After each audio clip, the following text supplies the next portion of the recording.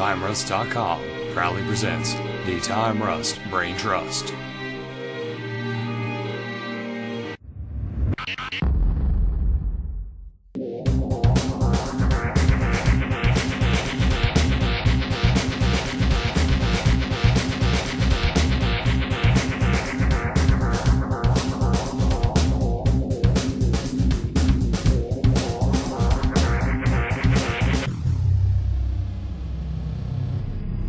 Hey everybody, and welcome to the Time Rust Brain Trust podcast.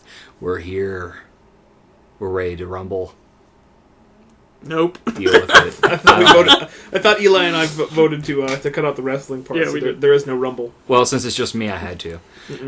That's because introduction time to my left is Not Marquise. The tablet. the tablet and my cell phone, and to the left of that, what up, guys? And to the left of that is Eli. It's me. I am here and I am myself. And to his left, as always, is Steve. Hey guys, how's it going? There he is. Yeah, it's me. Now we got the introductions And I'm out of the happy way. to be here.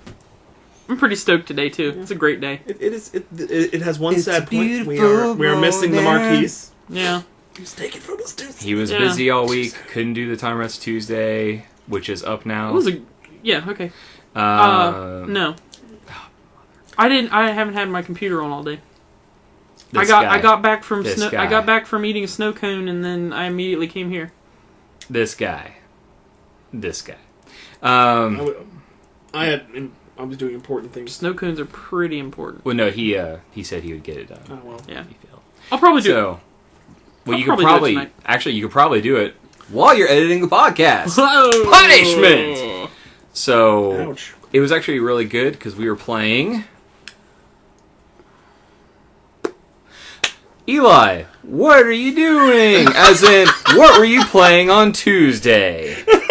I don't remember. It was a It pause, was and you were Diablo 3 for the Xbox That's- 360 that's couch probably- co-op. Yeah, that's right. driving. We I love how were there was a Yeah. 3-second pause. And Yeah, we played You gave him that really look, and then you went straight into the segment. Just Yeah. I had to. We Just- played Diablo yeah. 3 on Xbox. Is it the same as playing Diablo 3 on computer, No. except with an Xbox? No, it is not. It is quite different. Is it more fun? No, it's not any more or less fun. I say more fun. Did you play it well, on console? I mean, I mean, did PC. you play it on he PC? hasn't beat Dude, it yet. Yeah, I did. Did you clear Inferno? You know what? Did you clear Inferno? No, I didn't clear Inferno. You Then didn't you beat haven't it. beaten it yet. Because I got bored with it. I got Did you bored clear with the other Inferno? stuff. No, I'm bored with Then the you game. didn't beat it. I beat the game. Did you clear Inferno? I did You Diablo didn't- 2. I guess the question I did is... the There was hardest, no Inferno. The hardest difficulty in I Diablo 2. okay. guess the well- question is did you get past the really brief and slightly boring story? You never get past that. I like the story. The story's good, but it's not as good as It's not as good as Diablo 2. when No. Diablo 2 And the story, expansion, it's Diablo not as 2's story and its expansion are amazing, Yeah. and Diablo 3 was like, you know what? They've waited for almost 15 years. Maybe we should just give them a game. Yeah. And they cranked it out, and everyone was like, how underwhelming. Yeah. Because it had nothing they promised us. I'm really hoping that expansion redeems it a little bit. I am excited for Reaper of Souls. It looks 'cause good. I'm very pumped for the Crusader class because it's the class. Because every time I played my monk, I was like, you know what? I Yeah. wish you were a paladin, and now they're giving us one. Yeah. I'm super pumped. It's gonna be pretty cool. Yeah. But Well, yeah, this week I have... What else have you not remembered that you played? Hey, no, I remember everything else but that because that was like a game that I played so long ago that it just kind of blurred together. But no, that was fun. I enjoyed playing that on What were you Tuesday. playing? I was playing Witch Doctor. Oh. Uh, Oh. Monk. sorry, I guess. Witch Doctor, I played it. I think that's one of the better classes in the game because it's so different and weird.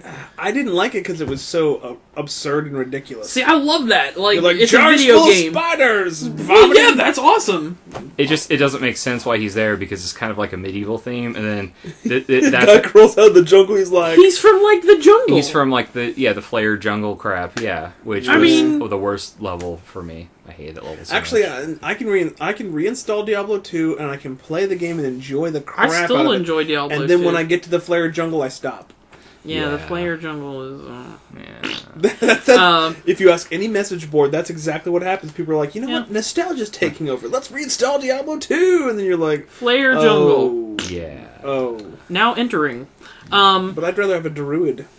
A druid. Well, you know, But when I play my main gripe... maybe the paladin is the only class they've announced so far for these. But maybe there will be more classes. My only gripe with the Witch Doctor is every time I play... I get the same feeling with the Witch Doctor that I get with the Monk. When I play the Witch Doctor, I go, man, I really wish you were a Necromancer. Yeah, I just wish it was the Necromancer. That's all I wanted as my favorite character. That was one of my favorite... That was the first character I played in Diablo 2, and I faced Diablo with 45 skeletons, and he destroyed them all with one shockwave, so I promptly opened a portal and ran like a little girl. Yeah, you did. Yeah. The only thing that I miss from Diablo 2 is farming bosses for loot. That's the only thing I miss. That was fun. Like... I don't miss that at all, because the loot tables for Diablo 2 were awful. Still better than Diablo 3. I just Not miss really. farming bosses for loot. Like, the boss should drop the best stuff. I don't care what Blizzard thinks. And now you go to the auction house. It is not exciting to go and randomly find champion packs that are boring. Like, just give me a boss fight. Does anyone remember the extra hard difficulty in Diablo 2 where you'd find the gold monster packs where it was like lightning, frost aura, immune to physical, immune to magic, and we were all like, run! Yeah. I had my friend, we were across the hall from each other in college. I hear my friend Smarridge go, Steve, run! And I see his paladin who he just... Because when we'd play together, we didn't really play together because he'd run off and go do stuff on his own and I'd just get things. Yeah. And you see his paladin just beat feet like right past me in a beeline. I'm like, what are you talking about? And this huge like 5-inch thick wave of lightning is just chasing him, and I'm like, oh my god! So I switched into werewolf mode because it makes you move faster. And I was like, oh look, you know, it's like Jesus help me. And we left that guy alone. Yeah. I've been I finished SteamWorld Dig. The game is a lot of fun. It has a kind of cool. I mean, it's interesting that like the place that it goes is not what I was expecting for it to do, but it was a lot of fun. And I may have mentioned this last week that I finished it. Did I? I think I did, but I finished. I think you did. If I did, then, you're just so happy about it. If I did, I'm just really excited about that game, and I started playing it again. But I was playing. I got Kingdom Hearts HD 1.5 Remix on Tuesday, and I'm really, really loving that because it's the final mix version that only previously was available in like Japan and Europe, I guess. I enjoy. So basically, the rest of the world. Yeah, basically everywhere but here. Because Kingdom Hearts, though it's a great game, hasn't done really well in the past in America. Yeah, and I like Kingdom Hearts, but I would love for the director to do just Secret of Mana. So like the improvements that they made to the final mix version of the game are really cool. Like you can hit triangle to interact with chests and stuff, so you don't have to scroll down and select it on the menu. That's nice because that was an annoyance. It was. You can move the camera with the right thumbstick, which is awesome because using the shoulder buttons to rotate the camera sucked. Mm-hmm. So the enemies are more like there's like they've been rebalanced. So like the enemies, some of the enemies are tougher, some are a little bit easier. Some of their health values have changed. The locations of items have been moved around in this version of the game. You can't just autopilot through this one. Yeah, so like it's like I'm playing a new game this time because everything's just kind of a little bit different. It looks amazing. They really did a great job with the remaster. It just looks so good. Because that art style just translates so well anyway. Yeah. Like, I mean, you can bring that art style forward, and it looks incredible. I played the HD remix version of Kingdom Hearts. I also started playing the Chain of Memories, which is included on there. I'm impressed that that's a 3D that was a regular DS game because it looks awesome. Right? Yeah, they made it look amazing. It looks crazy. Well, like the only thing that's low res are like the images of the cards. And I understand why those may not have been retouched. There may have been some reason why they couldn't really... But they still look... They're rezzed up a little bit. Like, it's basically like they just up-res the image. They didn't create new ones. Mm-hmm. Right. But it still looks great. That game is weird, though. Like, you have cards that are in like a deck, okay? And you can customize this deck of cards. And, like... you're still controlling basically the same way you do in the other one, where X button attacks, but it's actually using a card when you attack from your deck. And so if your enemy, like air quotes here, plays a card at the same time, but his card's more powerful, then your attack gets parried. And so then you go through your deck, like you spend your deck after doing like 2 or 3 combo hits, and then you have to recharge your deck. So you have to stand there and just hold the A button and wait for your cards to come back. Sounds like a couple seconds later. Attempt at a interesting combat system. I'm going to start so drinking weird. now. It's so weird. And so then you don't progress through regular levels. You have like a little chunky, like a little chunk of a room, and then you'll find a door. And you go up to that door and you spend a card, and depending on what kind of card you spend is what kind of room is spawned. So, like, I could have a room where all my attacks do double damage. Cool. Okay, so I pick that card. Or I could have a room where there's not very many enemies. Or I could have a room where there's a ton of enemies. Or I could have a room where all the enemies have, like, no hit points or something. And then there's special rooms that you have to have a certain key for to progress the story. So you'll unlock that room, and then you'll get a key for another room, and that's how they, like, gate the progression, the actual progression. Okay. It's just really, really strange. I remember playing a demo or something for that game when it first came out, and just kind of being like, bleh, like, why did you do this to my Kingdom Hearts? Why I didn't play that game. Yeah, I'm just like, why did you do this to my Kingdom Hearts? I'm going to play through it because I want to know the freaking story for myself without having to look up a synopsis, because I can never understand a synopsis. Well, like it's kind of like reading the synopsis for Majora's Mask. Yeah, like you don't know what's going on. Because there's a reason why I read the synopsis for Majora's Mask, because Kingdom Hearts is one of those games that's just like what is happening right now? Like, why and who are you? Because you're this guy, but now you're this guy. Roxas and Sora, you added an X and scrambled the letters. Like, what? You are him, but now he's not you, but you're a separate person? It's a convoluted Japanese story. Yeah, and it's a very convoluted JRPG. I understand, the general arc of it, but, I need to fill in all the gaps, because I didn't play all the little, one-off games. Well, you're not going to get all the gaps, because you didn't play all the one-off games. I know, and so that's what this HD pack is going to serve. Because it's also got remastered cinematics for 358 over 2 days. Okay. So, I started watching a couple of those. That takes place. That's focusing on Roxas, where he's with the 13 dudes in the black coats and stuff. And that I still don't really understand all that stuff. But that's going to explain how that all happened and what all that is. Super simple. Yeah, I'm sure it will be. Once I get it.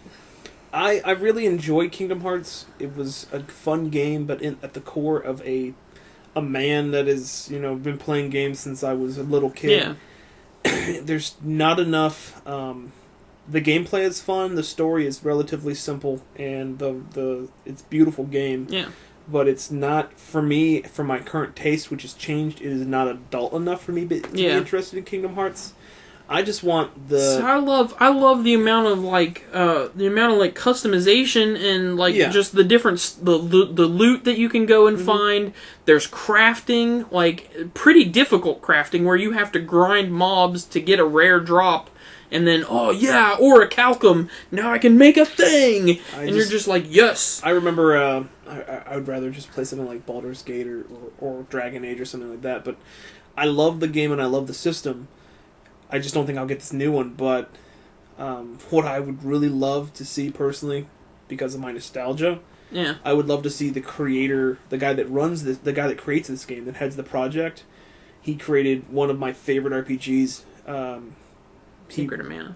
He did the Second Estetsu series, all the games, and ever since he left that series to go make Kingdom Hearts. Second Estetsu is the stories of the games themselves have been garbage. They've been handed over to less than good people. That happens with all things. When the main guy leaves, it just it sucks all the soul out of everything. That's not always true though. There's a lot of cases where people overstay their welcome. I can give you a good example of how that also is true. Look at Resident Evil.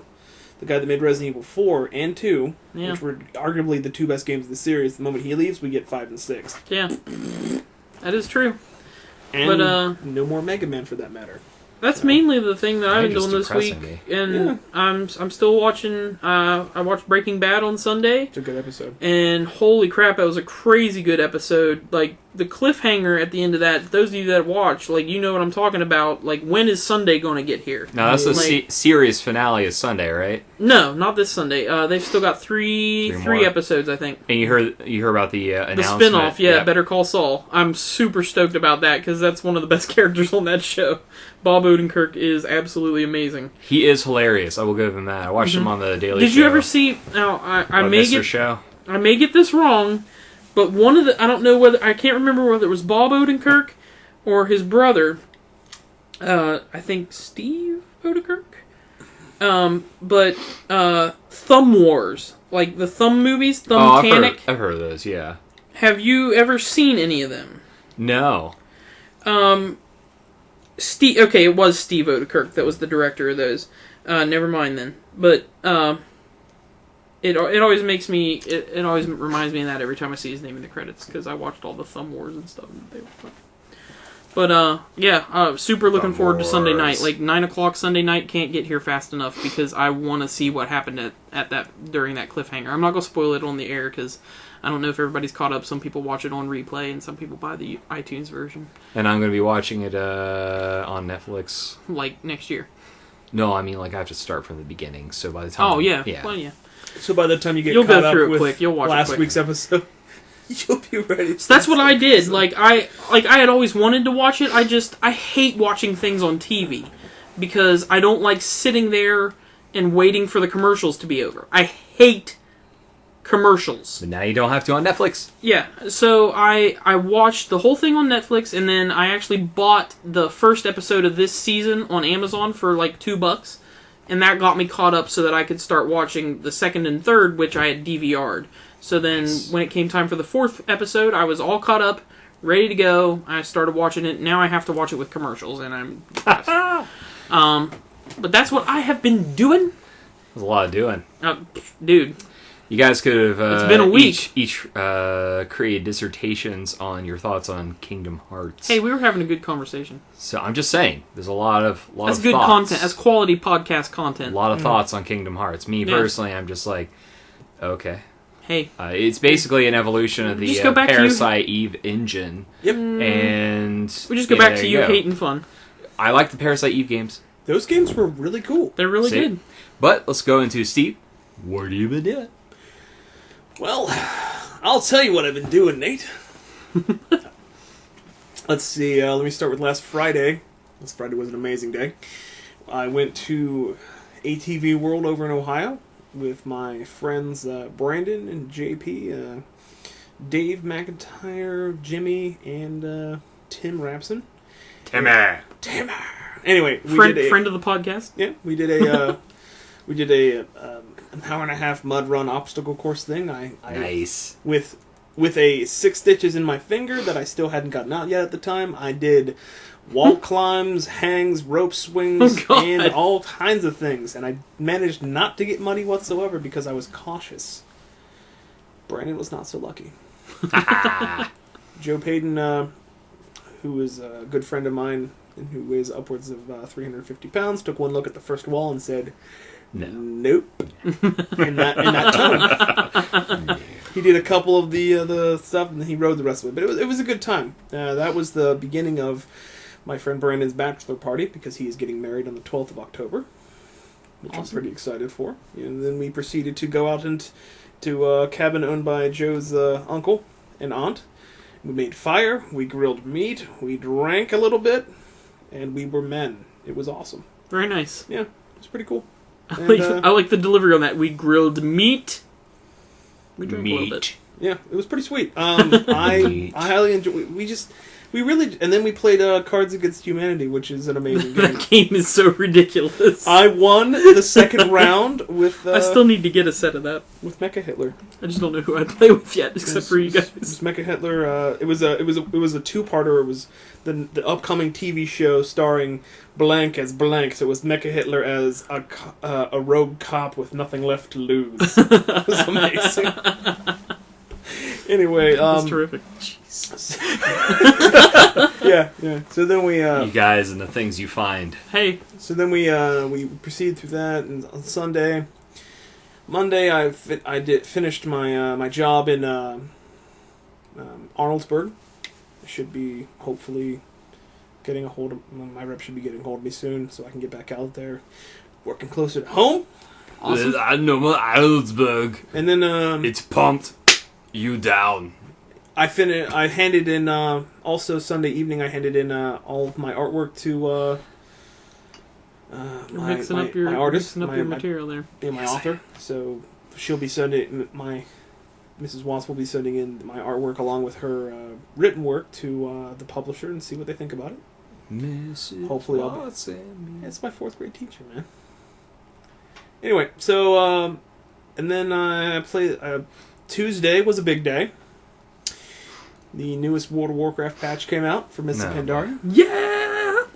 Which was released out this thing called the Timeless Isle, which is a island lost in time, and it's full of all kinds of crazy stuff, like even like picking herbs and mining stuff get you these things and doing all kinds of events. There's raid bosses all over the place. You basically get coins and you turn the coins in for loot, and I found a random moss-covered chest that gave me a piece of account-bound epic gear that bound to my current spec, which was tank at the time, and when you use that, it makes an item. So you can use them to pass them on to other members of your other alts. On your account. Keep your alts geared up, but it's 454 gear, 494, excuse me. And Which is way higher than what I think I've got like 395 or something. Yeah, you can. It's way higher than what my dude has. So I started doing that. And there's a celestial pet tournament, so I need to get 15 pets to battle pets to max level to participate. And then I get you can get a companion pet of each of the 4 celestials, which is pretty sweet. Nice. Yeah, it's pretty rad. I'm in. So they gave you a lot of content. You have cross server dungeon queues now. You have all kinds of things. They added flex rating where you can take anywhere between 5 to 10 people from your guild, and the raid instance will scale in difficulty and size, like ability, to the amount of people you have. It's a difficulty level somewhere between looking for raid and normal rating. So it's like LFR, then you do the flex rating, and then you normal rate. It's a step up. Yeah. So it's pretty good. They each have a different item level of gear. Mm-hmm. They're adding a lot. So basically, they'd added a lot of content, and the funny thing is and this is the last patch of this expansion. This is yes. it might not be the last patch, but it's the last story patch. This content is the Siege of patch. Orgrimmar, and I've been going through all the scenarios, and the scenarios are amazing because it gives you little pieces of the story that they just kind of talk about in, where this come from and how this happened, and you're actually playing through it, which is pretty sweet. Yeah. I went and did the Lions Harbor missions where you literally establish a beachhead, and through the phasing parts of the technology, it creates a harbor that the Alliance has on the shores of Pandaria, and you do quests with Varian Rin the King, and it's just a lot of fun. And what it is we actually got together and played an old Star Wars D20 game that we started about 3 years ago with Jimmy, Dave, Brandon, and I. Nice. It was a lot of fun. We played that on Tuesday evening, and then because I don't do raiding, I don't do hardcore raiding anymore, so I didn't really care. Yeah. But as we were playing on Wednesday evening, because Jim went back to Texas today, Brandon is sitting there on Twitch TV and watching Russian Alliance guilds take on Garrosh Hellscream at the end of the instance. The instance had only been out for about 48 hours. Yeah. And someone downed him Wednesday evening around 9:30, 10 o'clock. That's pretty good, because I've been watching the PTR stuff, and people have been having some trouble in the PTR. Oh no, he was pretty brutal. I saw an Alliance guild get, but the first downing of Garrosh Hellscream was for once an Alliance guild. Yeah, which is cool. Yeah, so it was. I mean, it used to be Alliance guilds, pretty much, back in the Death and Taxes days. It was Horde all the way. No, Death and Taxes was Alliance. They were on my server. Well, yeah, but the and they were the dudes that were killing all the firsts. Mm-hmm. And then the Horde guilds. And then after that, after the first expansion, they kind of fell into the background a little bit. Yeah, but it was they didn't care about having the first. But see, the difference with the last 2 expansions, the last 2 or 3 expansions, is they have so much story, and they actually started adding in cinematics. So the cinematic with them crowning the new war chief and blah blah blah. It was actually really cool. Yeah. But and then I got a 3DS today. Yeah, you did. Yeah. Fist bump for justice. We're in the club. I can also say I love Nintendo's handhelds. I've owned every Nintendo handheld since the Brick. I mean, I've got a DS, a 3DS, a Game Boy Advance, a Game Boy Clear. I've got a clear Brick somewhere in the antiquities of my parents' home. My sister had the clear Brick. Mm-hmm. It was very cool. It was a self-defense handheld system that you could club someone over the face with. And it would still work fine. Oh, of course. Anyway, so I got a 3DS XL, and I love it. It's good. I got a Fire Emblem for it, and I can't wait to probably start the game over because I'm probably going to build my character wrong. Yeah.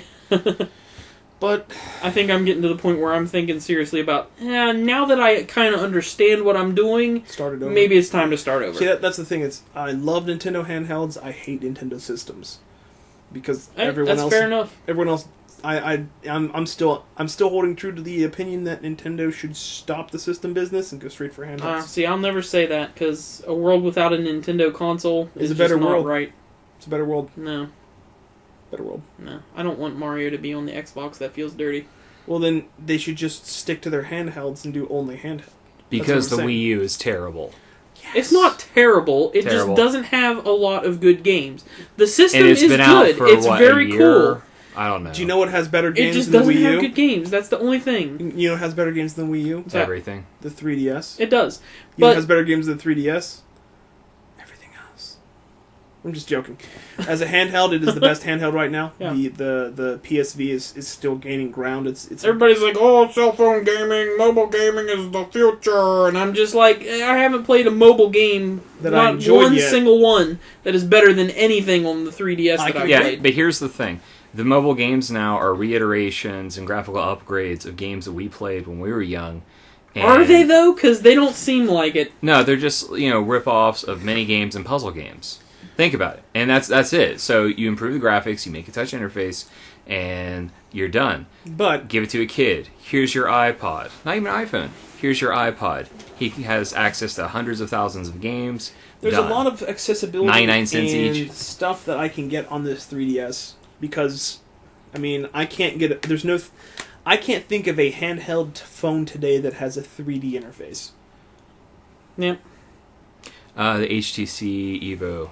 Evo? Really? Yeah, there's an Evo 3D. It came out like 2 years ago. Oh. Well, there you go, Steve. Well, never mind then. A cellular phone.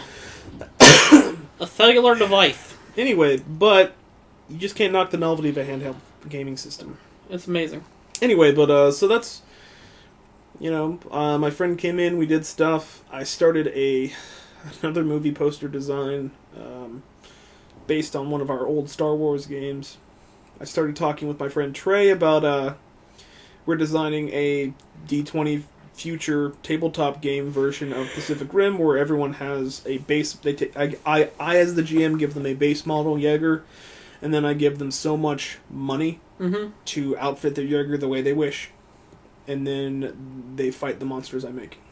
That's awesome. And I've already got a system for collateral damage by if you got thrown through a building, stuff like that.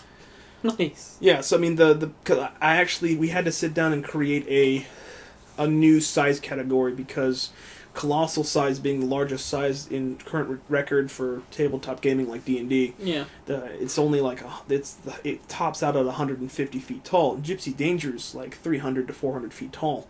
So we had to create a whole new size category, which I named Leviathan. So it goes tiny, small, medium, large, huge, gargantuan, colossal, Leviathan. So we basically all we did we took the math, we extrapolated the math of how things increase between the different size categories and just one-upped it to another one. Yeah.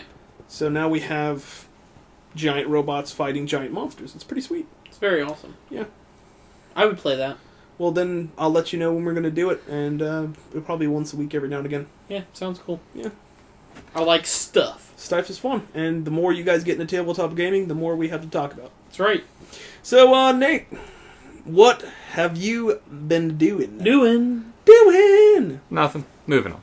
No, so I went to go see Riddick this past weekend. And You lied to us. I want to go see that movie so I bad. thought we were going to the Netflix Gem of the Week. It's not the most exciting film, or I'm not gonna say it. You It's didn't not. even offer to go together. It's not the greatest You film on snubbed earth. me, but Well, I that's didn't know who doesn't would like want it. to go. Who would want to? It's not.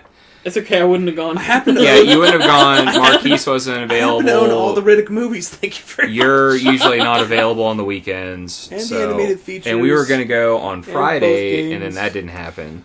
And we weren't sure when we were going on Saturday because a lot of stuff was happening at home, which all got worked out, and we were able to sneak the movie in the middle of the day for a matinee. It's an enjoyable film. Does it have some good graphics and good fights? Yes and yes. So if you like Riddick or Vin Diesel, you'll like this film. Gonna get- Here's the one Maybe thing. States now, I'll go tomorrow. Did you watch the? Have you watched Fast and Furious movies? A little bit. There is one thing I will ruin. Fast and the Furious movie. There's one thing I will ruin where he, what was it? Riddick gets on this like hover cycle thing, Yeah. and the guy looks at him and says, "You ever ridden one of these before?" And he just goes, looks at him and goes, "I'll drive it like I stole it." I was like, "Oh, nice." So we were all like, "Yeah!" It's an R-rated film. There's a lot of violence. There's boobies. Not a lot of swearing. I'm cool with. See, I like it when they take other aspects and like I hate it when a movie's rated R just for profanity. I'm like that's kind of ridiculous. But when it's rated R, boobies aside, whatever. But when it's rated R because there's so much violence and cool things, I'm okay with that. Yeah, people die. People get impaled. One guy gets by monsters. Not thrown. Was it slammed against a wall by basically a weird scorpion tail thing? Mm-hmm. So many times that his face is like mush. See, what I didn't like, it's kind of like with Alien vs. Predator, where you take a rated R movie versus a rated R movie, and you get a really crappy PG-13 movie. This isn't like that. This is more like Pitch Black with elements. Somehow, when these two really violent movies interact, it becomes Less a violent. tooth fairy. Pretty much. Like you take the Predator versus the Xenomorph, and you get Barney. Poopy. yeah, you're. Yeah. Wah, wah. It's It wasn't that because Chronicles of Riddick was Sunshine and was Melodies. enjoyable. It was good sci-fi, and then Pitch Black was a good Pitch Black was horror, awesome. good horror film, Yeah. sci-fi horror creature, and you mix those together and you get this film. It had a low budget, but it still had a good size budget. Yeah, you don't need a big budget for a movie like that. Vin Diesel put his house up for leverage, so if this doesn't do extremely well, he might lose his house. And I'll tell you what it did here a few minutes after the Netflix Gem of the Interesting. Week. Now, The Ungatwa. let's see. Also, I watched Raw once again. It's that they've been having these great wrestling matches. You'll love it. You know what I mean? If you like wrestling, this is a great time because they're basically turning it into the Stone Cold McMahon era, but now it's Hunter Hearst Helmsley, Triple H, Paul Levesque versus Daniel Bryan era, and it actually works. They're trying. Some of it's forced, like where they make Big Show kind of a crybaby thing, where they're like, if you don't go punch the good guy in the face right now, you're fired. But I have an ironclad contract. That was a whole bit from last year. Well, I'll still find a way to fire you. And you're broke. And he's broke in real life, by the way. So then it's enjoyable. But other stuff, Attack on Titan, amazing. Absolutely such a amazing. good anime. Did you watch this past Sunday? No. Mm-hmm. Oh my I'm gosh. caught up. Somebody tweeted a picture, or I saw a picture somewhere. Somebody did Attack on Titan with a bunch of Lego figures, and they had Oh my it sitting gosh. like in front of their laptop or something, and then there was like a hand reaching over the top of it. Like it was really cool. Looking. So good. I the would manga love the to manga see is that. well written and it's got a pretty good art style and there's nothing lost between the translation of the two. So far it's spot on and it's so good. And honestly, yeah, it's amazing. Like, just the story is outstanding. It's just bam, bam, bam, bam, bam. It's fast paced and there's still enough time amidst the quick pace for intrigue. 'Cause And- there's still parts of the manga where I'm going, hell, I didn't see that coming. That's crazy pants. I don't want to ruin it for anyone Yeah. that hasn't watched the last couple of episodes, Eli. But The one guy that does the whatever meets metal like guitar stuff on YouTube, like something meets metal. Yeah. Like he did a Attack on Titan meets metal, and it was pretty awesome. I'm gonna have to check that up on my Actually, the theme songs are usually really good for it too. Yeah, they are. They're actually, I should download this. There's a lot of anime theme songs that are completely awful. 331 E-Rock, some 331 E-Rock, or I think is the user guy. House, yo. Sorry. But it was amazing. I'll just say that the female Titan made a return when we thought she was down for the count. And she's extremely powerful, can do things we've never seen before, and killed so many people. I'll just leave it at that. Backhanded that guy into the tree. He's grabbed his cord and spun him around like a yo-yo. Oh, also, remember when she took a bite out of someone? Yeah. You know what I'm talking about toward the end of the episode? And we're all like, are you freaking kidding me? You're like, my gosh. That's how that's happening. That's happening. And she swallows a corpse. Yarp. Keep watching it. Anyways, so moving on. I've been watching The Awesomes on Hulu Plus. Basically, take what's that show that was on Comedy Central for a while? That was a bad animation show where it's like, this is Superman. If Superman were deplorable. Oh, you mean I know what you're talking about. I know it's called Drawn Together. Drawn Together. Thank you. And they basically spoofed up several cartoon and fantasy I didn't like heroes. that show. Okay, basically take that and mix it with the Avengers, but it's got Seth Meyers from Saturday Night Live writing it, and he created it. So it sounds like it's got better writing and comedy. Exactly. Drawn Together was awful. It was bad. No, but it has similar art style though. But it's basically a Flash-based TV show. I saw the preview for that. It's not bad. But you know what else came out to Netflix? Derek is available now on Netflix. Oh yes, from the gentleman that brought us The Office, the original. Yeah, Office. Ricky Gervais. Created by, and he stars in this one. And it's I animated, have been right? No, it's live action. Okay. I have been waiting to see this show because I follow Ricky Gervais on Twitter, and he's always tweeting like when it was airing in on the BBC and stuff, or not on BBC. It was on channel. I think it was on Channel 2 over there. But like he kept talking about it, and like they would show a clip from it or something on YouTube, and I'd be like, "Man, this looks hilarious! I want to watch this show so bad." Now it's finally on Netflix, and I can watch it. Oh. Yeah, I actually want to check that out because I like, Ricky Gervais. I liked The Invention of Lying. It was very enjoyable. Yeah. If you haven't checked that out, go do so. Yeah. It did not win any awards, and not a lot of people watched it. Yeah, and The Invention of Lying is amazing. If you're very religious, do not watch it at all, because you probably can't take a joke. No offense to anyone. I'm just saying. You probably won't be able to take a joke. Because it will be offensive. I guarantee it, because it's Ricky Gervais. What else have I been to? Also because offensiveness is the root of comedy, basically. In many cases, yes. Played Diablo 3, thought it was amazing. Haven't played much more of Splinter Cell, which is actually really good. I did play some more Charlie Murder. Of course. Because that game is fun, and it handles pets better than any game ever. When you buy a pet from a store, you take it and bite its head off and get straight from it. Love it. So then... Remember in Castle Crashers, you got the cute little flying thing beside you. I liked that better. And I liked having the little cardinal with. And Diablo or the giraffe. Diablo 2. Which one gave you more experience? The giraffe. The giraffe gave you more experience. It was a giraffe because no one. You're like, why do I have a giraffe pet? I like the giraffe. And then in World of Warcraft, you got your pets, but now the dude just you select him from. I have the Lord of Terror and bite his head off. It's a great game. I love it. Yeah. Right now, Blood Dragon is half off. It's only $7.50. So I'm gonna, Far Cry 3 Blood Dragon, 80s awesomeness, dude. $7.50 for that game. But you know what? Every time I try to buy it, Xbox Live, kind of boring. Every time I try to buy it, Xbox Live has issues. I loved Far Cry 3. It looked cool. It looked hilarious. Yes. Pretty good jokes. Boring. 6 hours, $7.50. You spent more for less. So, Yeah, but Go buy Charlie Murder for crying out loud. Jeez. I might. the Citadel I DLC might buy it for at some Mass point. Effect was 6.5 hours, 7 hours of gameplay, but it was amazing. See, you can have those moments where worth it's not every really penny I long. paid Yeah, for it. and look at Blood Dragon looks like something I'd play if I was reminiscing or slightly intoxicated. It's a good game. It's fun. It's like something I would play if it was free.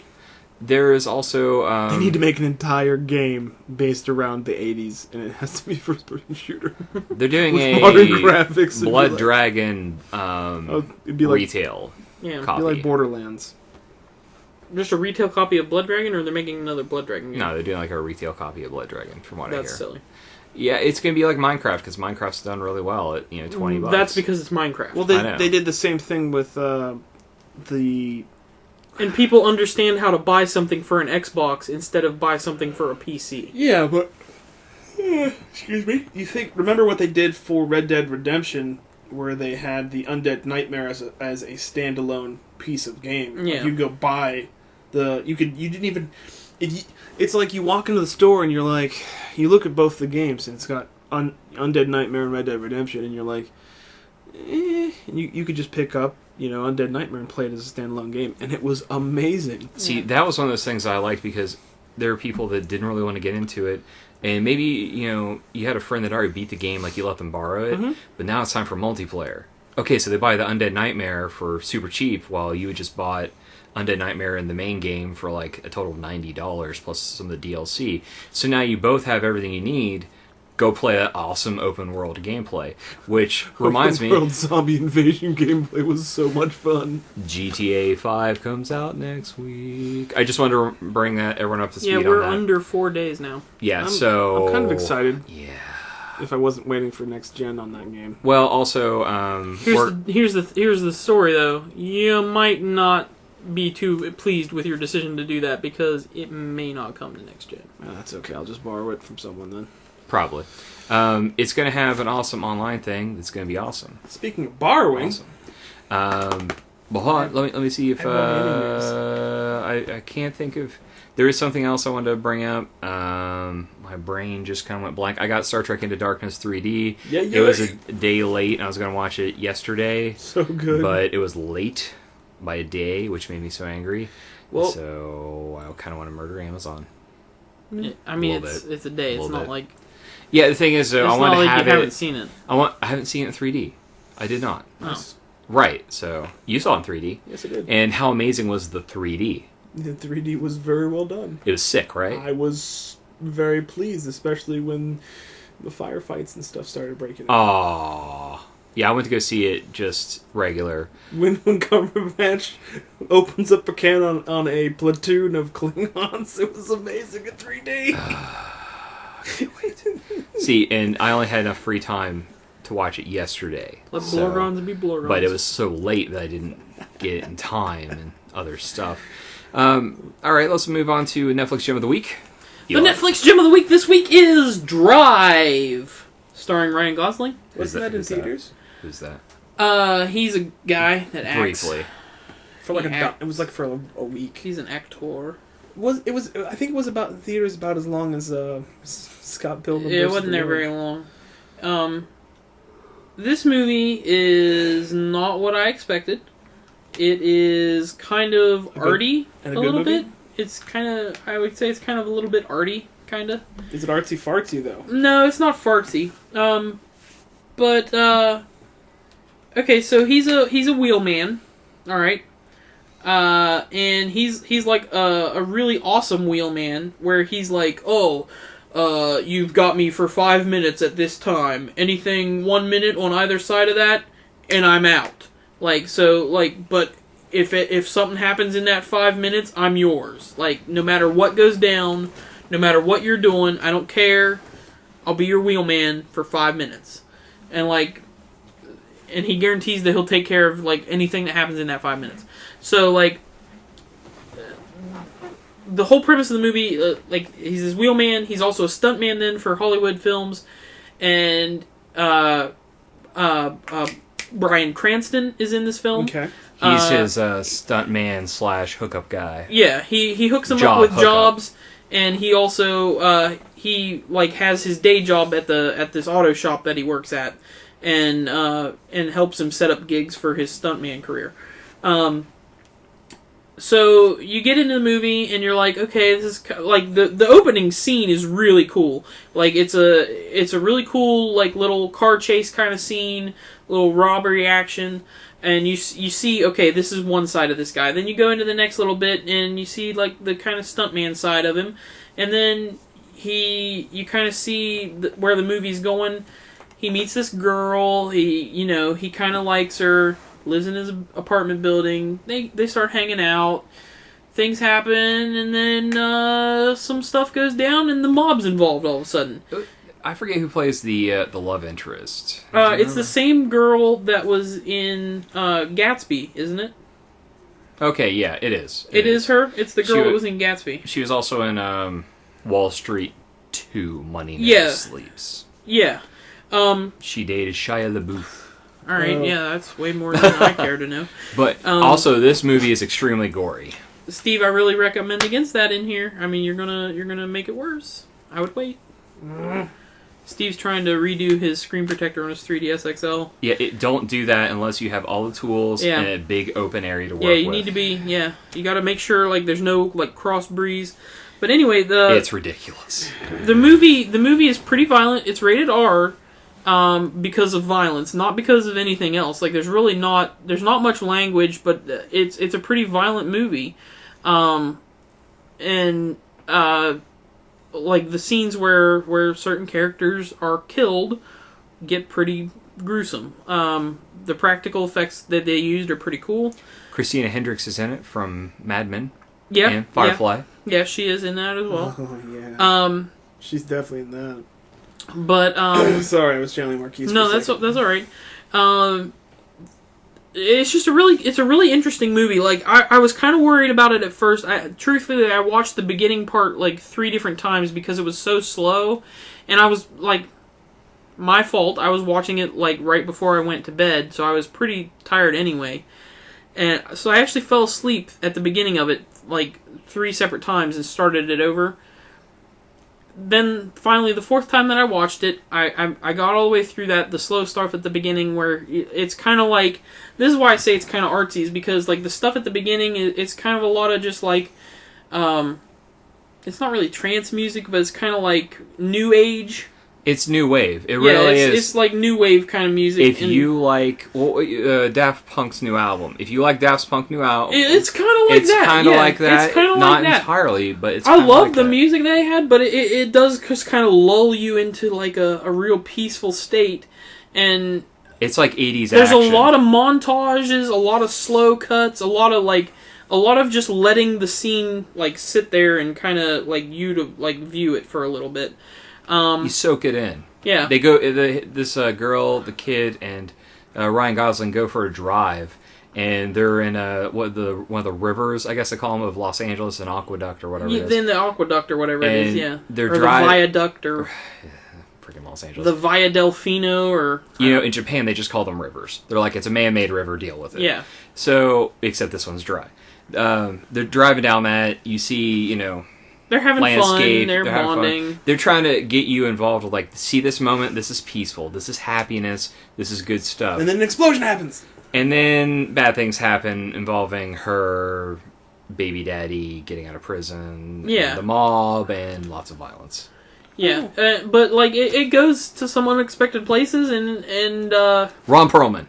Yeah, Ron Perlman is in it. Yeah, amazing Ron Perlman. How does he not have an Academy Award? A great Ron Perlman performance. Didn't care about the movie until you just dropped Ron Perlman. A great Ron Perlman performance. Also, Steve, there are some really good car chases, like some honest car chases, like not like phony baloney, like no, that didn't happen. That car flipped. Why? I don't know. Yeah, like just some really good, honest, practical stunt driving in these films, and But yeah, absolutely. I was not expecting it. I recommend that you watch it. Like I said, rated R, not for kids. And what about the jacket?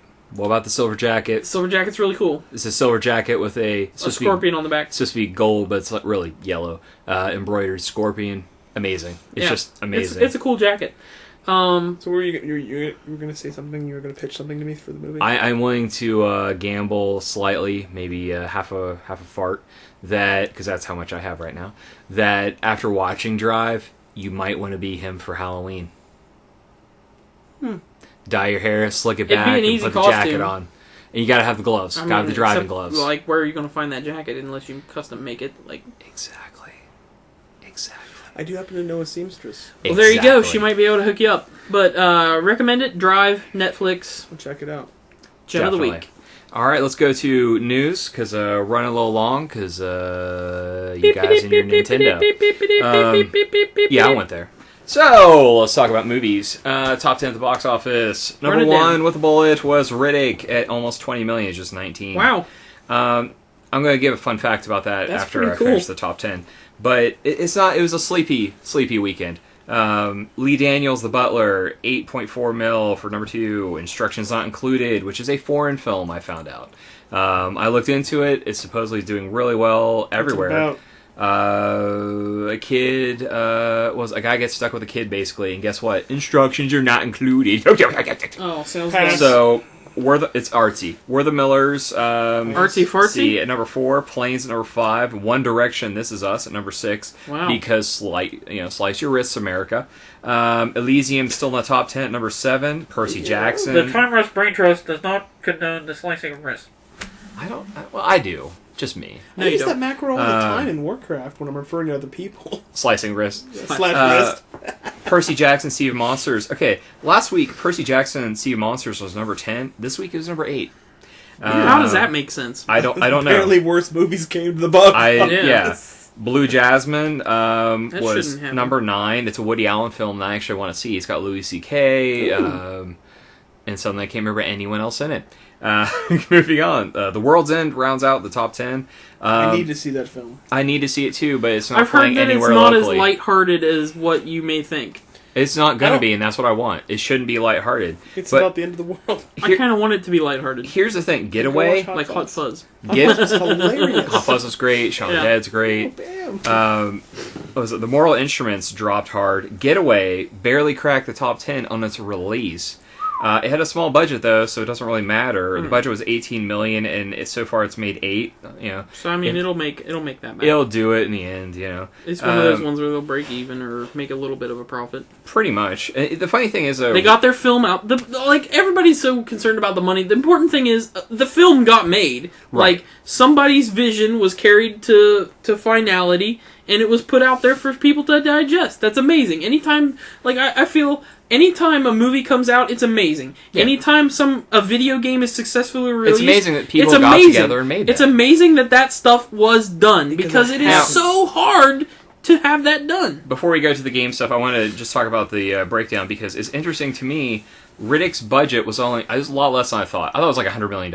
It was 38. 38 38 million. I don't even know. That's pretty good. I don't even know if Vin Diesel got paid for this movie. He may have got paid a little bit or points or You something. know why? You know one of the reasons why he did it though, because the Points fans, on the back end. the fans wanted it, man. The fans wanted it, and he wanted it because the fans wanted it. So they got the guy that directed the other 2 movies, David Twohy, and said, Yeah. "Let's do this." Is one of And the they reasons, did. This is one of the reasons why I like Vin Diesel. I might not I love everything he does, but I like almost every movie I've seen him in, especially the first time I saw him, which was Saving Private Ryan. Not just because he died, but it was a good.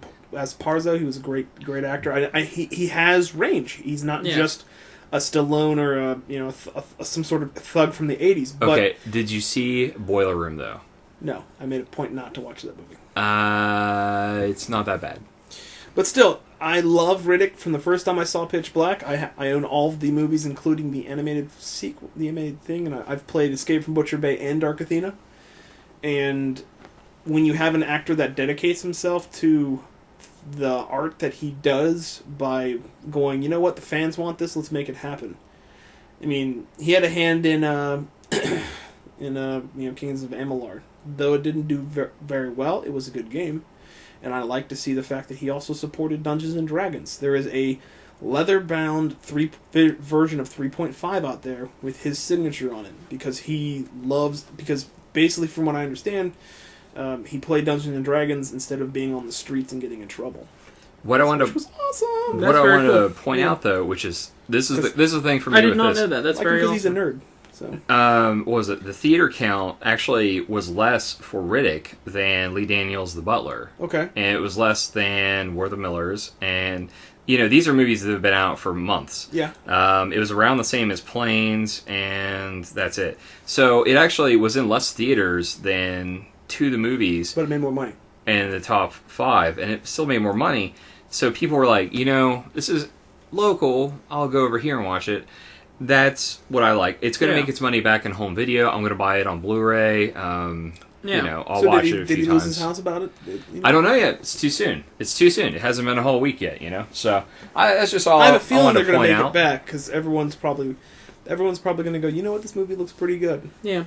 I saw the previews for it, and I was ecstatic when I found out this movie was being made. I was like, yeah! I was really worried because they were painting it to look more like the first movie. Yeah, it looked... I was like, is this a revisioning of Pitch Black? But it wasn't, and, it's got a lot of the same tropes. But I hope it explains why he's no longer part of the Necromongers. dude, it does. And let me tell you, I'm going to one little ruin, Yeah. one little thing. No. Is it done in a very good way? Yes, and it's toward the beginning of the film. Okay, well, so it's not really. a thing. I don't need to know, but I just need to know if it's done well. No, it's not. Well, it's just what was it? They cover the whole thing with the Necromongers. They cover the whole thing with how he got to the point where he is. Is it him talking about it in his like really rumbly Yeah. Nice. like this is it's why my world is garbage. My name is Riddick, and Yeah. I screwed up a whole religion because I'm awesome. The whole he does like a whole noir thing. So Nice. he pulls off about I'd say Super excited. Gotta see it. it's Riddick's movie, but it's got a lot of the what do you call them? The mercenaries in it, because of course there's mercenaries. There's always bounty hunters. Come on, Toombs, is that the best you got? Yeah. Sorry. Tombs That wasn't was- that bad. In No, I Escape liked- from Butcher Bay. Well, they have a lot of these characters. They have characters that attach to the first movie and the second movie. So you're going to see a character that attaches to the first movie and you go, oh, it's that guy. So you definitely want to watch Pitch Black and Chronicles of Riddick before watching this. So it'll Done. make more sense. Boom, done. The other thing, the Katie Sackhoff from Battlestar Galactica is in it. And Very good. she is really cool in her character. And Does she die in a cool way? if I say anything about that, it'll ruin the movie. Never mind Because then. if she doesn't die, people will be like, "What?" And if she does die, people will be like, "Oh, you just told me she died."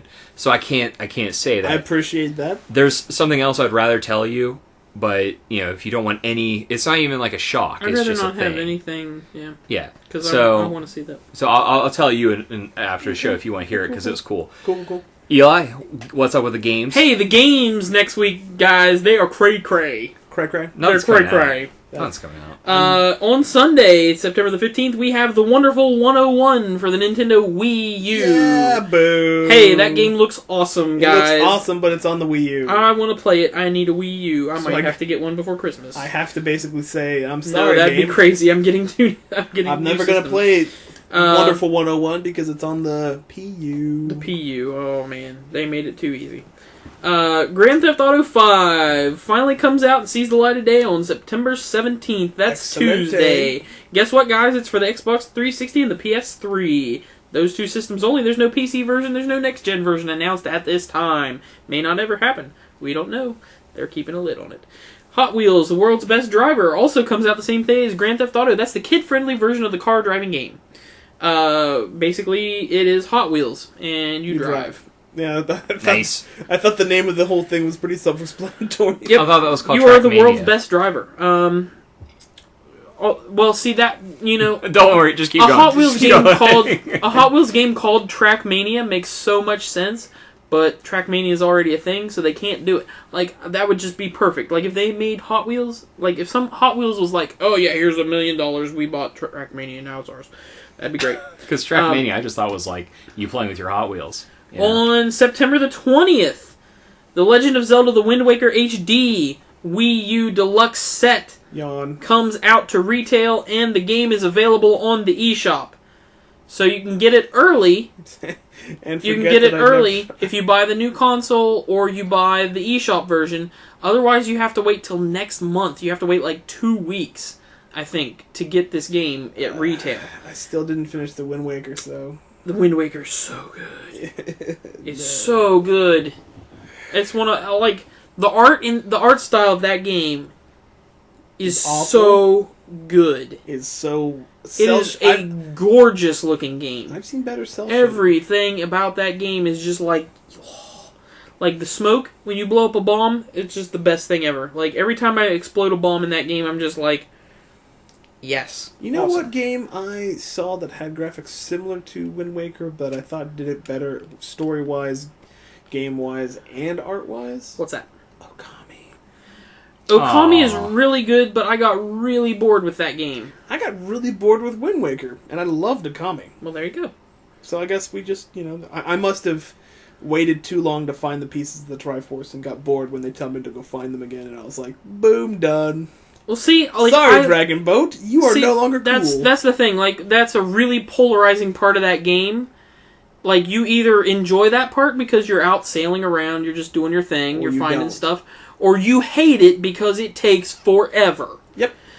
They fixed that for this version. They simplified all of that stuff. It's not this big, long, drawn-out, like, mystery, you gotta go, like, figure out where everything is. Have fun sailing around for 40 hours. If I had... They changed that. They got rid... They basically, I think, got rid of it, like, and made it, like, you go here, you get Triforce. Awful. You go here, you get Triforce. Like, I think that's how they probably solved that. But, I'm excited. Too bad I don't have a Wii U. The HD version of that game looks incredible. But that is next week, guys. I mean, next week. What else you got? That's next week. That's all we do. We only do next week. We don't do the week after. There was no. Did he mention Grand Theft Auto? Because Grand Theft Auto. Grand Theft Auto is coming out on Tuesday, I think. Grand Theft Auto. Did you check your computer lately? Grand Theft Auto. What's going on with Steam? Why do you mean? Oh, you apparently haven't heard that sometime in the near future, Steam will allow you to share games with your family, with your people on your list. See, I read the news. People on your list, man. A interface that allows you to gift games to people, buy games freely. I just didn't take it as news because it's something I knew was coming for a long time. I think it's amazing news. It's great news. The ability to share games with other people on your Steam list in limited quantities. Yeah, I think it's amazing. It's cool. Well, I already bought games for people, so... I'm not sharing any of my games, because you always make fun of how many games I have. None of you are getting any of my games. You mean the whole... I'm not sharing any of them. 5,000 games that I... Yeah. I don't want to play them. None of you guys are playing any of my games. You know... What? Give me a good example. I'm not even buying... Get your own games. I'm not even buying you guys games, because you know what? I bought Justin, what was that, Red Faction Gorilla, which was amazing. Yeah, like 2 years ago for... like $5 for his birthday or whatever. Yeah, you know how many times he's played it? None. 0. He wasted your $5. It's like, come on, dude. That game is amazing. I'm not sharing any of my games with you guys. Oh, that's cool. Burn. Eli just downloads whatever he wants. You do. Hey, You're just like, I'll download a game today. I don't hate on I don't Eli. care. I don't hate on Eli. I think that you actually enjoy the act of purchasing as much as the game itself. I really do. So you're addicted to shopping. I just like buying a new thing. Yeah, you're like, this is new and shiny and pretty. It's not even in your hand. It's ethereal. It's like I don't go shopping. Computer program. Like I don't go shopping. Like I'm not like one of those people that goes and like spends like 3-4 hours in a store. I like to go to a store, walk directly to what I am purchasing that I already know that I want. You have a plan. I purchase it and I walk and a course out. of action. Like because if you do anything else and you linger, you feel like you're wasting your time. Yeah, exactly. I could be playing a video game. And if you don't, don't lie, you are playing a game as you do that. Probably. I probably am. I'm probably walking into the store like flinging an Angry Bird across my screen. Angry Birds. Ugh. But that game makes me angry. No, but I do enjoy buying cool new things. I can agree with that. I mean, if I go to the mall, as a good example, and I'm there for no reason, if I'm there for specifically, you just want to leave. I feel like I need to buy something to validate the time I've wasted. To validate, yeah. Well, if I don't get something, then this time was for nothing. If I don't go to the, if I'm not going to the mall, I go to the mall for 2 reasons. One is to buy something that I have previously selected and I know exactly where I'm going, what I'm doing. Mm-hmm. Or number 2, watch a movie. Watch a movie. So if it's not a pre-identified purchase or specific reason, or a movie to watch, I don't even go to the mall because it's so boring. Because I agree awful. with you. Like, the whole time walking around the mall, I'm like, you know what? I could be grinding that rep with that faction, or I could be shooting people in Halo and enjoying myself. Or last time I was in the mall, Riddick. That was it. Yeah. Yep. I left as soon as I was done. Exactly, because Why stay? now you have something from the convenience of your own home. You have something called e-shopping. Yeah. Actually, If there's the things you want, you can go click, and then you can just go. You can alt-tab that and go right back to the game. Steve, I don't know if you saw this movie tidbit real quick. Did you see Jurassic World announced? Oh yeah, we needed to mention that. That's so Jurassic World, Jurassic Park 4. I Jurassic know. World. I'm so excited. Like how people are getting on my Facebook, just saying, "Where do I give my money? Where do I just put the money? Oh, Just no, give yeah. it to me." If they would, I believe my comment was Ian Malcolm or no thanks. I can Too say soon. that if he's not in the movie, I won't say no because I won't say no because he was in a bad one. As long as it doesn't have Shia LaBeouf. Hey, Why that's would true. Shia LaBeouf be in that movie? That's Why what they would did he for be in Indiana Jones? Because George Shut Lucas and Steven Spielberg hate you.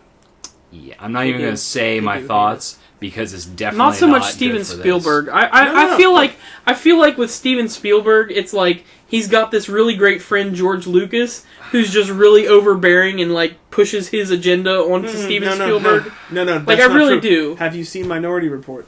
I love Minority Report. I'm sorry because you like bad things. The movie's Why awful. do you not like Minority Report? The book is amazing. It has issues, don't get me That wrong, movie's but it's so still cool. enjoyable. It's really cool. It's got a lot of fun stuff. The And movie's so awesome. And right now, we have a goal in life to make interfaces that mimic the ones in Minority Report. I've already seen it done with some dude. That with, movie with is a- so amazing. amazing. And I have the GameCube game, and it is so I bad. remember that, yeah. And he has blonde hair in it, doesn't he? Yes. Because they couldn't use Tom Cruise's likeness. Yeah. 'Cause he's a jerk. It's awful. The movie has a lot of issues, and it's just Steven Oh, it's Spielberg so much nowadays. fun. He's a hit and a miss guy. And with Super Kingdom 8 of the was Crystal, creatable. oh, that was good. But with Kingdom of the Crystal Skull, I was like, "Oop, it's a swing I and a really miss." just feel like it's George Lucas. I really do. You can't push everything over onto George Lucas. Star I Wars. think you can. You can't. I think you He's, can. he's Re-releasing all the movies in 3D because money. I think you can. you can't. None of them have come out on, like, they didn't release it on on Blu-ray yet in 3D, which, to me, is like, why release it in theaters in 3D? You made, like, $20. Release it on Blu-ray in 3D, everybody buys it, because every time you release something Star Wars on a disc, or on a tape, everyone buys it that likes Star Wars. It doesn't matter what it You know what is. the last, you know what I'd the buy la- it in 3D. You know what the last Star. I'm sorry, but I just want to see... you I'd buy it in 3D, Hold on, I don't hold on. have a 3D Hold on. TV. If I you didn't make weren't- it to the theater to see If it. you weren't I'm really already upset at your about own that. house, I would tell you to go home because those movies modified, and I'm going to say this plainly, bastardized from the things that I loved and I know. He took something great Yes. and he twisted it with Yes. his love and need for something, and he put horrible 3D graphics. I mean, episodes 1, 2, and 3 were too sterile, too 3D. You could see the green lines around everything. It was awful. Yes. Then he took the awful crap of those three movies and he pushed them into the episodes 4, 5, and 6, the ones that I know and love that established role-playing Yeah. games and good books and stuff. And he basically Having said, Hayden Christensen at the end of Return of the Jedi Ha-ha. makes me want to die. Dump on your childhood. it's But It really does. But the trench run on the Death Star in 3D. it's horrible post-production 3D. It's not good 3D. Well, the Avengers was post-production, and Episode- it's pretty good. Episode 1 was an awful movie, and you know what 3D did for that movie? It made Nothing. it suck in 3 dimensions.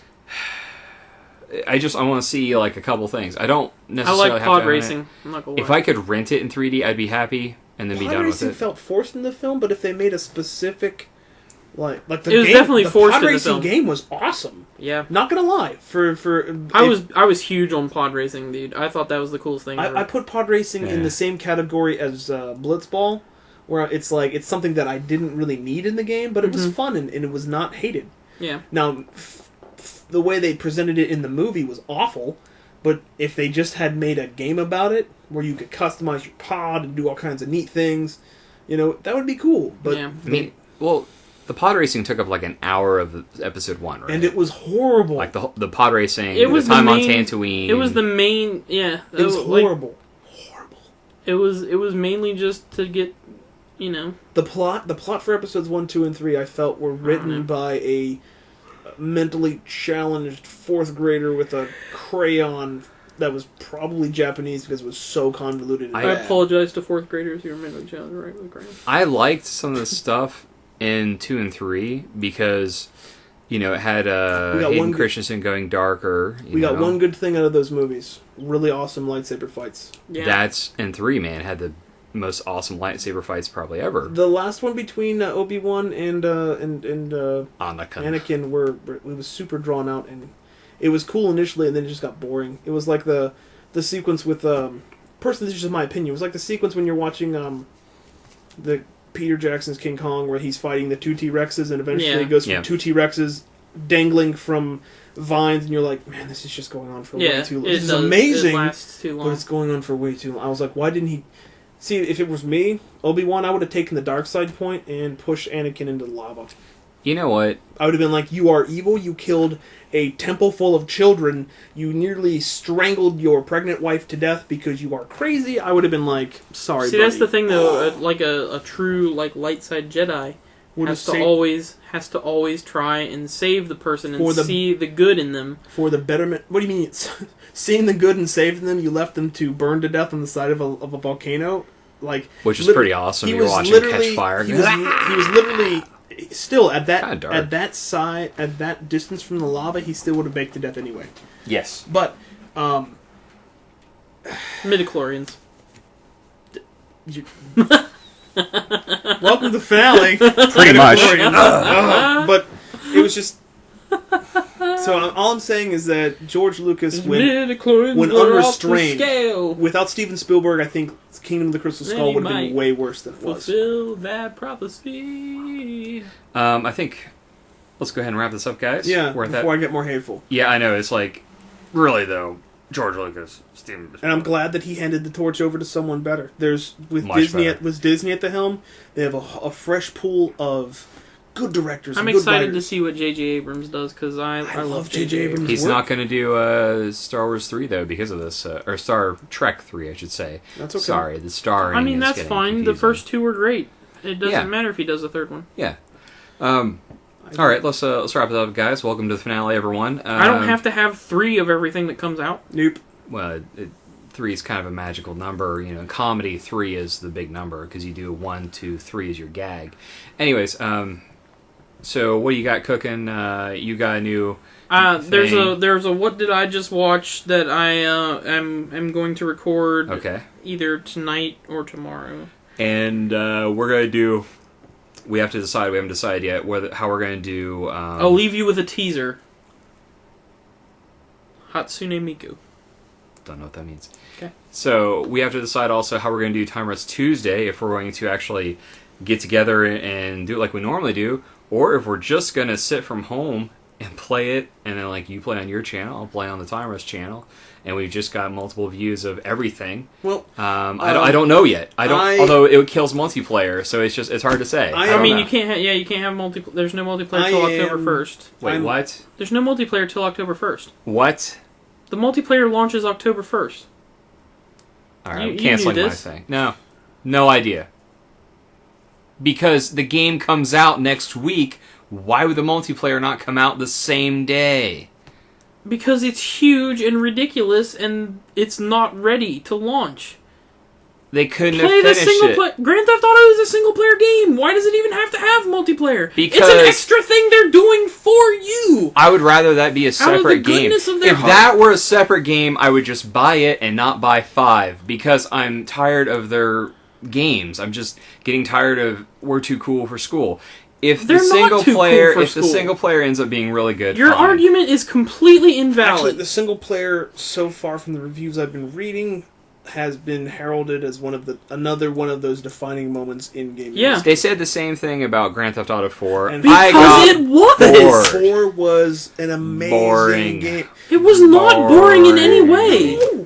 Dude, I did not give a crap about... Nico Bellic? Yeah, I just did give no Nico crap. Bellic Nico is amazing! No, he was so boring and lame, and... I thought he was awesome. He was lovable! And the city that's supposed to be watched- alive, Like, you felt bad it's for not the alive. stuff that was happening to him. I You just watched didn't his care. struggle, What do you mean the city was not alive? Okay, occasionally I could go into a place to do something boring. Alright. Oh, I'm throwing darts now. Great, I have a mini game that was available That's on not- the Wii dude, when it came out. You're confusing the city being alive with being able to walk into every building. No, I'm not. I'm yes, confusing you are. personality. Because There was no personality in that city. I loved it. Just because there were Are characters you walking serious? around, just because, NPCs were walking around. you're think- uninformed, I sir. think you No, played, I think you played the it game. in- I'm going to have to just throw Did it you down. finish it? You, No. sir, are No, uninformed. I played it and got bored. I was you like, beat this it? is boring. You, no, sir, are because very... it was too boring. You're speaking from a very uninformed the- point of view No. about the GTA 4. The defining moments You really are. for the development of the character and throughout the plot line of the story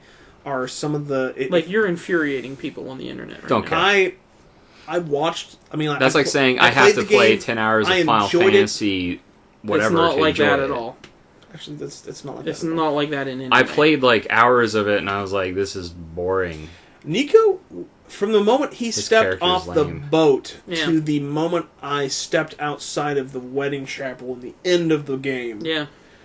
I loved I was that fully character. invested in him. I didn't give a single His crap. supporting cast was some of the best supporting. It really went was- from it- the goofiness of Vice City to, in San Andreas and stuff, to a gritty, serious, realistic tone. A man coming from a history of violence, wanting to make a fresh start, and it follows him, and he just can't get away from who he is, and he's trying to protect his family. He's trying to start a new life, and it's just awesome. And just about the time that things start working out, everything falls apart. And I may cancel it, Then you ramp a and then motorcycle wait till the first. I think that's a huge mistake. Nope, I really because I really, I think your terrible, uninformed, jaded Hold on. opinion Let of me- Grand Theft Auto 4... I own the game and I Is- played it. Did you beat what? it? No, because I got bored with it. I got a question. Out of all the games sitting on that shelf, what percentage of them have you beaten? About 10%, 15. Then your percentage value of games owned to games beaten is awful.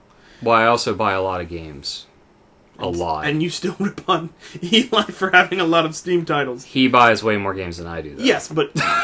That's the thing. I can anyway, say that. point aside, At any rate, the disown- criticisms that you're making against GTA 4 are not valid It criticisms. was like the game of the year. I don't care. But...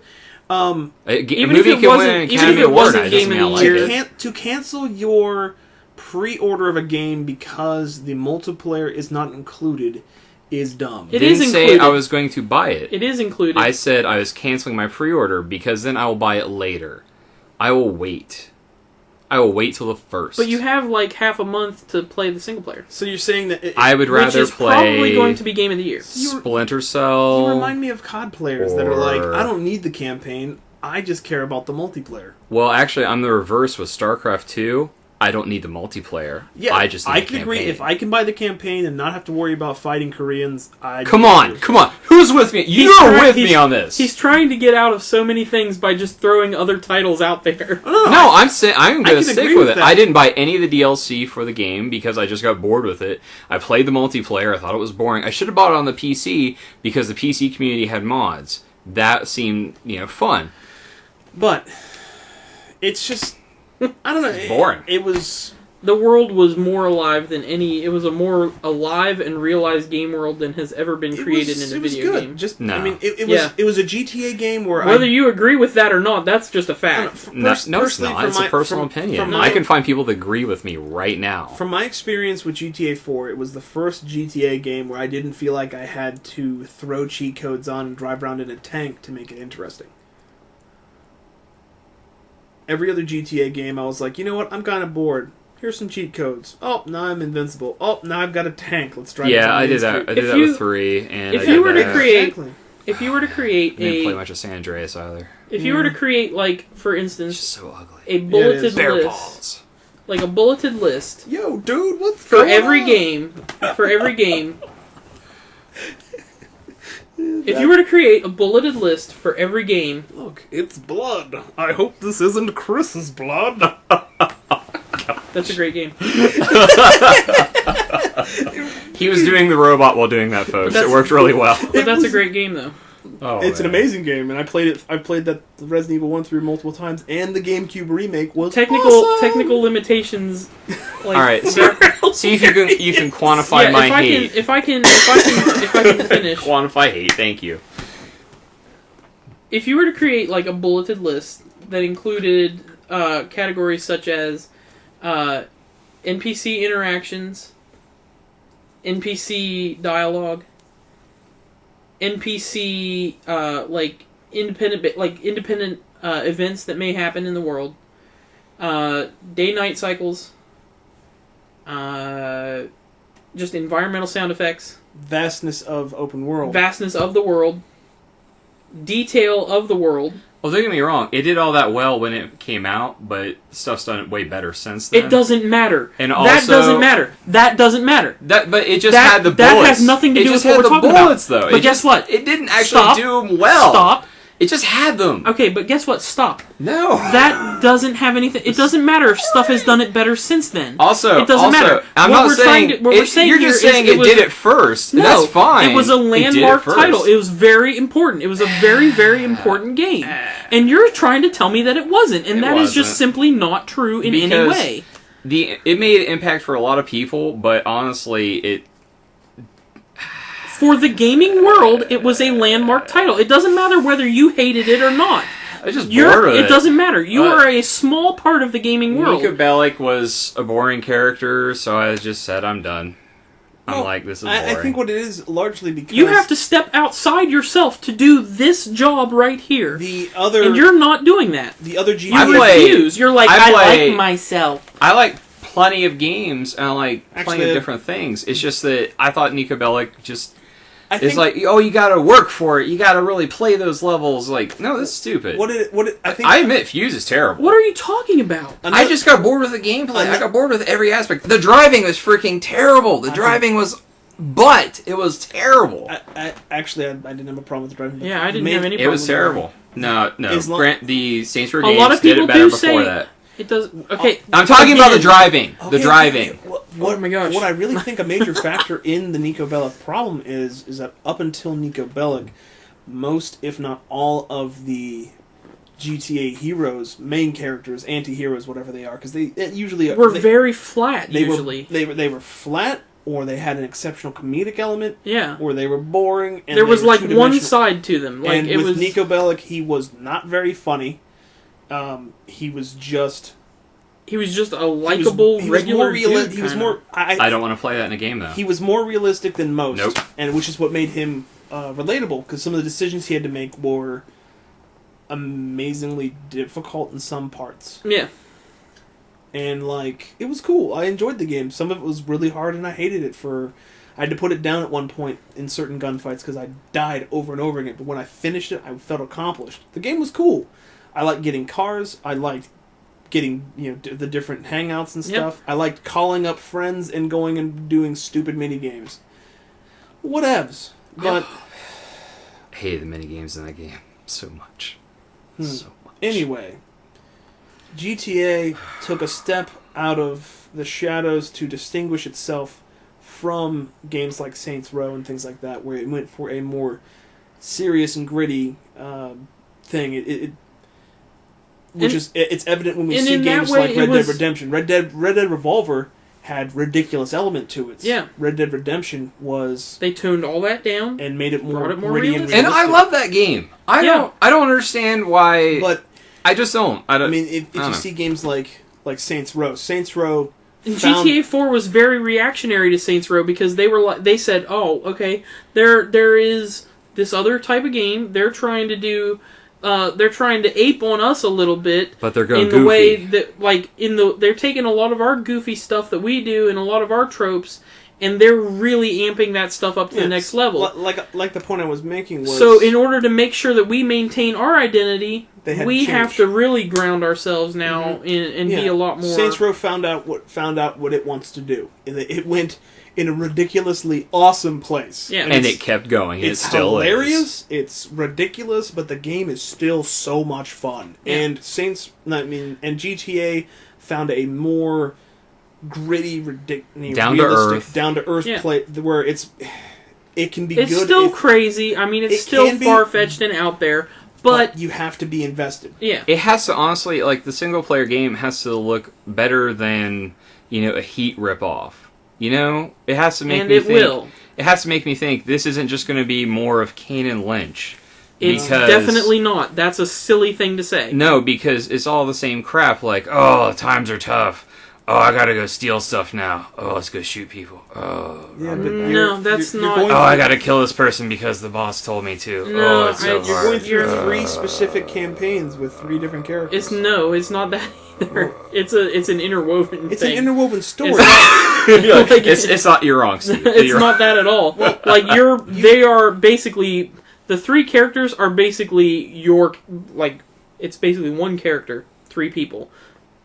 But because you can play any of them at any moment. Like it's not like there's 3 very distinct paths that you're taking. Well, You're all working into the same storyline overall. but each character has a different flavor. Absolutely, a different That's flavor. the point I'm getting. That's the better way to when describe you play, it. one character one character's telling of the story isn't the same way as the others because he's a Yeah, different you're person. seeing it. Yeah, you're seeing It's different 3 points of view. I'm saying 3 distinctively different people in the same game. And Yeah. you can play it there will be. I'm positive there will be people that say this character is much better than this one in my opinion. And I'm going to play as him all the time, and this kind of thing. So it's like.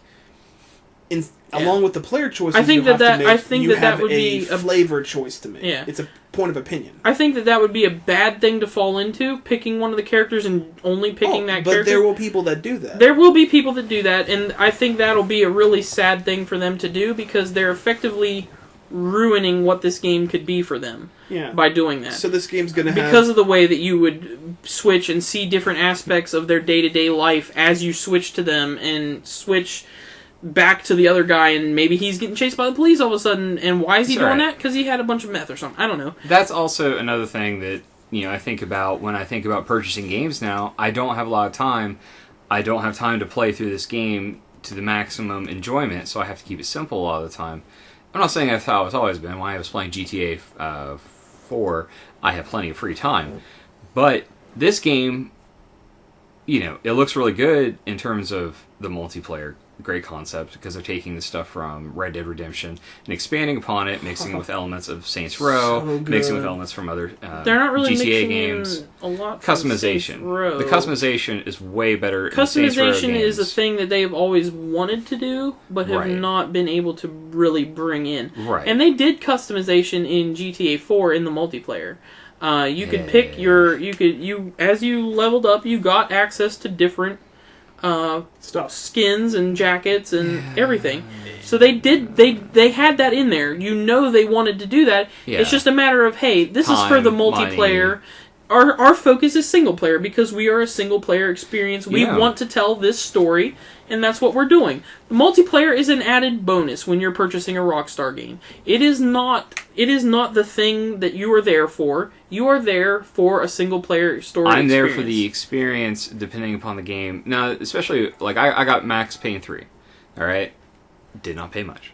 Love the crap out of the campaign. It's dark. It's really, really dark. Loved it. I've always liked the Max Payne games. I like noir. I still have my original Max Payne 1 mousepad that came with the special edition of that game. Nice. I still have Max Payne 1 and 2.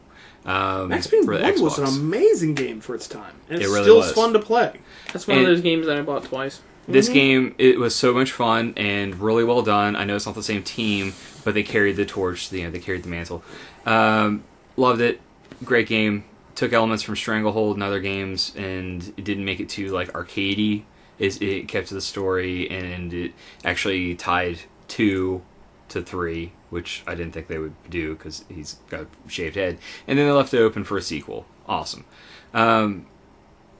The problem, though, they tacked in the finale. They tacked a Mr. What am I doing for 25 minutes? I'm sorry. I have a lot. You can't complain about it then. You can't. So, anyways, they Ouch. no, we've been talking about GTA, so I just thought I'd wrap it up with the Rockstar games. They tacked on a multiplayer. Wasn't exciting. I haven't touched it, because I look at people playing. I'm like, I don't care. But the story was fun and it was worth purchasing. Time will tell if that's the same thing for me for GTA 5. I'm debating on canceling, because what if they do the same thing they did with Red Dead and release a multiplayer disc with an awesome side story? I don't think you're going to have to worry about that for a long time. Mm-hmm. They didn't do it for because 4, but their multiplayer is secondary. I know, but people still paid money for that. It's a much bigger focus this time. It's still secondary to the single player experience. But, I think to say that I only want this game to play the multiplayer, and if the game is not going to have multiplayer day one, I'm out. That's silly. It's not about, like honestly, I don't care about the GTA 4 multiplayer. I thought it was boring, so I didn't care about this one. Then they're like, oh, but we're doing this, and it's like a persistent world. Well, that's kind of special. That's a big thing. So, all right, let's drop the GTA, because we're going to talk about a bunch more next week. Obviously, yeah. We should have Next been week done. will basically be the GTA 5 podcast. Pretty much. I'll talk about World War Z and Age of Ultron also a little, because those are coming out. Yeah, that comes out on Tuesday. Both of those come out on Tuesday. All right, guys. Steve, what you got for next week? Not GTA related. It's not GTA related. Let me think. I'm moving to a new job site that's going to afford me an 8-hour day, so I'll have more time to do things, and I might even start coming to Timeless Tuesdays. Awesome. Liar. Don't be hateful. Hey. Earlier podcast. Hey, be nice to him. I'm finished. complain. I'm finishing up my my first article for creating worlds. That's in the pipe. That's almost done. After I talked to a couple of my friends about some GMing stuff, and I'm starting again. Awesome. Once a GM, always a GM. Yeah. You might always be a player, but once you get a taste for doing something that people enjoy, it takes a special type of purpose. When you do something that people enjoy, and that you get that spark, and they're like, you know what, I had a lot of fun tonight. It's beautiful. It's like, I used to do it with like Neverwinter Nights 2 when I'd make my own little dungeons and stuff, and people would run through them. It was fun. Also, writing up my review of a book that took me a long time to read, which was the Changeling the Lost, one of the other World of Darkness games. So, aside from that, more stuff. Getting ready to put up on DeviantArt, and eventually the website. Hopefully, if I can start coordinating with Marquise, I can get the webcomic off the ground. Webbity comedy. Yep. Very cool. And let's see. Oh, I'm gonna write a review for a web series only on Netflix. It's Orange is the New Black. I watched a couple episodes of that. I'm kind of interested. I watched it with Stacy. It's a series about a girl that gets put into prison for something she did 10 years ago. I say, well, but yeah, it's save that because you got to finish Black it up and stuff like that. And I have a new assignment for something that I'm going to enjoy, which is watching Fringe. Yes, he's going to finish up Fringe. I've seen all of Fringe up until, and I was just told today that I snuck in the first episode the other month when they put it on there by accident. I was like, yes. Fringe is so good. Fringe is really good, and I wish more people would talk about it. I mean, if you want to talk about Doctor Who, that's fine, but really, I can't wait to watch this stuff and then sit there and be discussing it. It's awesome. Okay, I'm gonna have to go back and rewatch season 5, anyways. Yeah, that's cool. So yeah, I wish they'd make a movie. Just not gonna get started on that, man. Holy crap! Plus, you gotta watch how Fringe ends to see if you still want a movie. No, I always want a movie. I always want a movie. Movies are so much better. In certain regards, the Firefly movie was great. I wish that instead of making a movie, they would have made another season. Well, I want a third. I want a third movie now too, or another season or something. Yeah. All right, so that's gonna wrap it up for us, guys. Check us out. We'll have a Time Rest Tuesday up at actually before you even see this, and we'll get some more movie reviews. I talked to another fellow of mine, buddy of mine, and he's down for producing more of the movie reviews. So he's like, oh, I can go watch movies, you'll pay. And yeah, we'll get some more stuff out there. It's gonna be a big game season, and we got new TV coming out, so stay tuned. Eli, Do stuff. Play more games. and buy comics and watch wrestling. Someone had to say it. TimeRust.com. Peace. Later.